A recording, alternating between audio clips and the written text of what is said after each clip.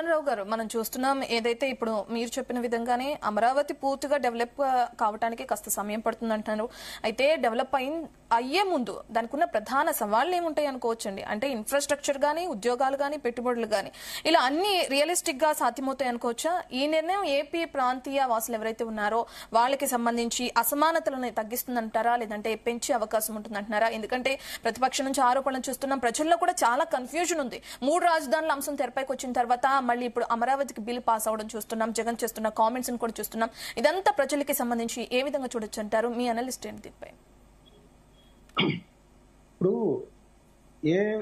ఏ రాష్ట్ర ప్రభుత్వంలో అయినా, ఏ రాష్ట్రమైనా అభివృద్ధి చెందాలంటే పరిశ్రమలు కానీ, లేదా సంక్షేమం కానీ, లేదంటే రోడ్లు, విమానాశ్రయాలు, రైల్వేలు, ఇవన్నీ కూడా అన్ని రంగాల్లో అభివృద్ధి సమానంగా వెళ్తూ ఉన్నప్పుడే ఆ రాష్ట్రం సర్వతోముఖ అభివృద్ధి సాధించగలుగుతుంది. సో ఆ విషయాన్ని అందరూ కూడా గుర్తుంచుకోవాలి. ఇప్పుడు మనము ఉమ్మడి ఆంధ్రప్రదేశ్ నుంచి విడిపోయిన తర్వాత 12 సంవత్సరాలు అవుతాం. ఇప్పుడు చెప్పిన కేంద్రం మేడతలు ఉంచుతానని చెప్పిన జగన్మోహన్ రెడ్డి గారు కావచ్చు, అంతకుముందు చంద్రబాబు నాయుడు గారు కావచ్చు, ప్రత్యేక హోదా అయితే సాధించలేకపోయారు. కనీసం రాయితీలకు సంబంధించి కూడా సాధించలేని పరిస్థితి కూడా ఉంది. సో అలాంటి నేపథ్యంలో ఇప్పుడు ఎందుకంటే అనుభవజ్ఞులని చంద్రబాబు గారిని ఒక 5 ఏళ్లు 2014 నుంచి 19కి ఇచ్చారు. ఆ తర్వాత యువకుడు అని చెప్పేసి ఆయనకి పట్టం కట్టారు, 151 స్థానాలు ఇచ్చి ఎదురులేని విధంగా. సో 10 సంవత్సరాలు గడిచిపోయాయి. మనం ఆయనేమో సంక్షేమ బాట ఒక్కటే ఎత్తుకున్నారు, బటన్ నొక్కుతా కూర్చున్నారు. రోడ్లు కానీ, పరిశ్రమలు కానీ, రాజధానులు కానీ ఆయనకి పట్టవు. ఆయన ఏంటంటే ఓట్ల రాజకీయం అనేది ఉన్నట్టుగా ఉంది. సంక్షేమం ఒక్కటే కాదు కదా.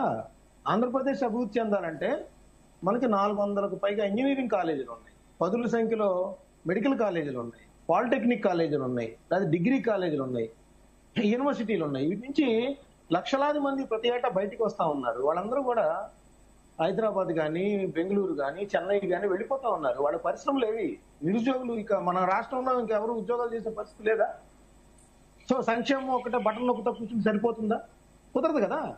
సో నేననేది ఏంటంటే ఖచ్చితంగా పారిశ్రామికంగా కూడా అభివృద్ధి చెందాలి. అదేవిధంగా కేంద్రం నుంచి కూడా మనకి రోడ్లు కానీ, రైల్వేలు కానీ, లేదంటే హైవేలు కానీ అభివృద్ధి చేసుకోవాలి, గ్రామీణ రహదారులు అభివృద్ధి చేసుకోవాలి.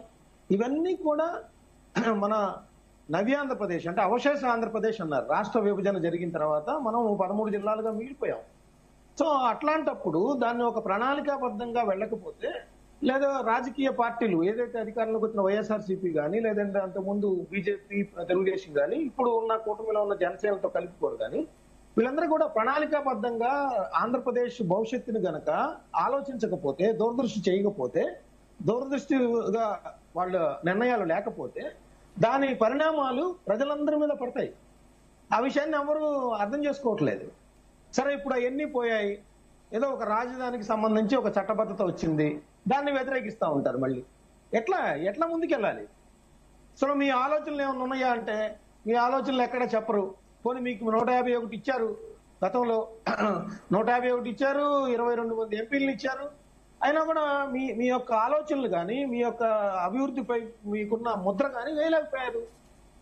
మళ్ళీ ఇప్పుడేమో మళ్ళీ ప్రజలను అయోమయంలోకి నెడతా ఉన్నారు. ఇప్పుడు కూటమి ప్రభుత్వం వచ్చిన తర్వాత నేను చంద్రబాబు నాయుడు గారి కూటమి ప్రభుత్వానికి సపోర్ట్ కాదు, విశ్లేషించాలి మనం. అక్కడ వైఫల్యాలు ఏంటి, ఎందుకు జగన్మోహన్ రెడ్డి పక్కన కూర్చోబెట్టారు, 11 స్థానాలు ఇచ్చి మళ్ళీ వీళ్ళని 164 ఎందుకు ఇచ్చారు? సో ఇప్పుడు ఓ పక్కన 3 జోన్లుగా ఏర్పాటు చేశారు. చిత్తూరు, తిరుపతి జోన్ ఒకటి, అదేవిధంగా విశాఖపట్నం జోన్ ఒకటి, ఇక్కడ అమరావతి జోన్ ఒకటి ఏర్పాటు చేశారు. పరిశ్రమలు కూడా సర్వతోముఖ అభివృద్ధి చెందే విధంగా కూడా ఆయా పారిశ్రామిక కారిడార్లను అభివృద్ధి చేసే విధంగా ఒక ప్రణాళిక రూపొందించారు. ఇప్పుడు గూగుల్ డేటా సెంటర్ వస్తుంది, లేకపోతే నక్కపల్లి దగ్గర ఒక స్టీల్ ప్లాంట్ ఆదిత్య మిట్టల్ వాళ్ళు వస్తున్నారు. చిత్తూరు జిల్లా దగ్గర కూడా కొన్ని పరిశ్రమలు వస్తా ఉన్న పరిస్థితి. కర్నూలులో కూడా పరిశ్రమలు జగన్మోహన్ రెడ్డి గారి టైంలో పెట్టినవి కూడా అభివృద్ధి చెందుతున్న పరిస్థితి. వీటన్నిటిని మనం సమప్ చేసుకుంటూ ముందుకు వెళ్ళాలి తప్పితే మనము చంద్రబాబు నాయుడు గారు పెట్టారనో లేకపోతే ఇంకొక పార్టీ పెట్టిందనో వాటిని గుడ్డిగా వ్యతిరేకించడం అనేది ప్రజలందరూ కూడా అసహించుకుంటారు. ఏంట్రా బాబు, ఇక ఇట్లాంటి నాయకుల్ని మనం ఎన్నుకుంటున్నాం ఏంటా, అయోమయంలో ఉన్న నాయకులు ఎందుకు ఎన్నుకుంటున్నావు అని బాధపడే పరిస్థితి రాకూడదు మనకి. సో నేననేది ఏంటంటే ఇప్పుడు నిజంగా అమరావతికి సంబంధించి మీకు చట్టబద్ధత విషయంలో కొన్ని లేదా మీకు అనుమానాలు ఉన్నాయి, లేదంటే వాటిని నివృత్తి చేయాలి, లేదా అక్కడ అవినీతి జరుగుతుందని మీరు చెబుతా ఉన్నారు. ఒక పక్కన ప్రభుత్వం చెబుతా ఉంది సెల్ఫ్ ఫైనాన్స్ నగరంగా అభివృద్ధి చేస్తా ఉన్నాం, కేంద్ర ప్రభుత్వం సపోర్ట్ చేస్తా ఉంది. అక్కడున్న భూముల్ని వేరే వాళ్ళకి అమ్మటం ద్వారా కూడా మేము తర్వాత కాలంలో ఆదాయం సంపాదించుకుంటాం. ఒక పక్కన హైదరాబాద్ లో కూడా గతంలో సైబరాబాద్ పక్కన అభివృద్ధి చేయడం ద్వారా ఇప్పుడు భూముల రేట్లు ఎలా పెరిగాయి, ఇప్పుడు రేవంత్ రెడ్డి సర్కార్ కూడా భూములు వేలం వేయడం ద్వారా ఏ విధంగా ఆదాయం పొందుతుందో కూడా కళ్ళారా చూస్తున్నారు కదా అని చెప్తా ఉన్నారు. సో అక్కడ మీరు అభ్యంతరం ఏంటి? ఇక్కడ ఇన్సైడర్ ట్రైనింగ్ అన్నారు, 5 ఏళ్లలో నిరూపించలేకపోయారు. పోనీ ఇప్పుడు కూడా అవినీతి జరుగుతుంది అనుకుందాం, ఖచ్చితంగా మీరు అక్కడ నిలదీయండి, పట్టుకోండి. ఇప్పుడు నరేంద్ర మోడీ గారు కూడా దాన్ని పర్యవేక్షిస్తా ఉన్నారు కదా, 2 సార్లు వచ్చారు ఆయన శంకుస్థాపన, ఆయన అడ్డుకున్నారు. పోనీ సార్ ఇక్కడ అవినీతి జరుగుతుంది, చంద్రబాబు నాయుడు గారు దోచుకుంటున్నారు, మీరు ఇక్కడికి రావద్దని చెప్పగలిగే ధైర్యం ఉందా మీకు? లేదు. ఇప్పుడు కూడా ఈ చట్టబద్ధత విషయంలో కూడా పార్లమెంట్ లో ఎవరు ఇనిషియేటివ్ తీసుకున్నారు? నరేంద్ర మోడీ గారు తీసుకున్నారు, అమిత్ షా గారు తీసుకున్నారు. ఆ నరేంద్ర మోడీ గారిని జగన్మోహన్ రెడ్డి గారు నిలదీయగలరా? అమిత్ షా గారిని నిలదీచ్చా కదా, ఏమండి మీరు ఇట్లాంటి అవినీతి పనులకు ఎందుకు సపోర్ట్ చేస్తున్నారు, మీరు కూడా ఈ అవినీతిలో భాగస్వాములని నరేంద్ర మోడీ గారిని అమిత్ షా గారిని చెప్పే ధైర్యం జగన్మోహన్ రెడ్డి గారికి ఉందా? పోనీ ఆయన ఏమంటారు, నేను మారుస్తాను చట్టం నేను కూడా మారుస్తానంటారు. ఒక విషయం గుర్తు చేస్తానండి, శాసన మండలి బిల్లు రద్దు చేయాలని చెప్పేసి జగన్ గారికి కోపం వచ్చింది. ఆయన కేంద్ర ప్రభుత్వం దగ్గరికి పంపించారు దాన్ని. మరి ఎందుకు చట్ట సవరణ తేలేకపోయాడు ఆయన? అదే అయిన దానికి కాని దానికి వాళ్ళ కాళ్ళ దగ్గర పడి ఉంటారు కదా. అన్నిటికీ అన్ని బిల్లులకి అన్కండిషనల్ గా సపోర్ట్ చేస్తా ఉంటారు బీజేపీ బిల్లులన్నిటికీ కూడా. మరి ఎందుకు జగన్మోహన్ రెడ్డి గారు శాసన మండలి బిల్లు చట్ట సవరణ చేయించుకోలేకపోయారు? ఆ ధైర్యం అడగలేకపోయారు ఆయన? చెప్పచ్చు కదా. నేననేది ఏంటంటే, మీరు అమరావతిని అవినీతి అయ్యేటట్లయితే దాన్ని నిలదీయండి, వాచ్ డాగ్ లాగా ఉండండి, మీకు ప్రజలు సపోర్ట్ వస్తారు. అంతేగాని రోజుకో మాట పూటకొక విధానాన్ని మాత్రం ప్రజలు సహించరు. మీరు అమరావతిని దెబ్బతీయాలనుకుంటే మరోసారి మీరు నష్టపోతారు. ఈ విషయం బాగా గుర్తుంచుకోవాలి. మీరే 30,000 ఎకరాలు కావాలంటారు, మీరే 110 ఎకరాలు సరిపోయిద్ది అంటారు, నదీ తీరంలో వద్దంటారు, లేదంటే ఇంకెక్కడో పెట్టాలంటారు. ఏంటి? ఒక వైఖరి తీసుకోండి, ఒక స్టాండ్ తీసుకోండి, మీ పక్కన ప్రజలు ఉంటారు.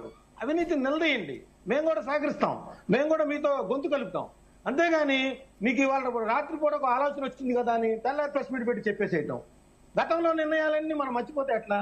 అక్కడ గూగుల్ ఉంటుంది, ఏఐ ఉంటుంది, ప్రజల బుర్రల్లో మీరు ఏమేం చెప్పారో ప్రతినిత్యం ఉంటుంది. ఇవన్నీ కూడా ఆలోచించుకొని మీరు మాట్లాడితే బాగుంటుంది అనేది నేను చెప్తా ఉన్నాను.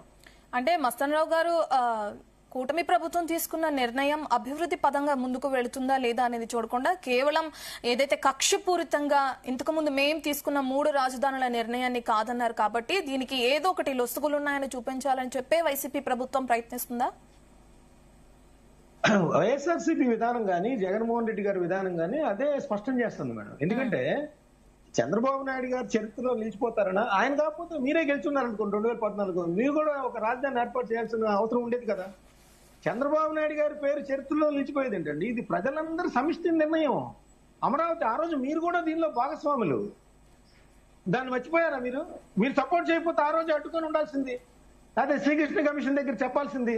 మీరు 5 ఏళ్లలో మీరు దాన్ని అడ్డుకొని మీరే ఈ చట్ట సవరణ చేయాల్సింది. ఎవరికో ఆలోచనలు వచ్చినాయని, ఎవరికో మంచి ఆలోచనలు వచ్చినాయని నా ఉక్రోషం అంతా బయట పెట్టుకుంటే ఎట్లాగా? ఇప్పుడు మీరు కొన్ని తల్లికి వందనం ప్రవేశపెట్టారు, లేదా ఇంకొక మంచి రాజశేఖర రెడ్డి గారు కూడా ఫీజు రియంబర్స్మెంట్ లాంటివి పెట్టారు పథకాలు. సో అందరూ అనుసరించారు కదా. చంద్రబాబు నాయుడు గారు దాన్ని అనుసరించట్లేదు.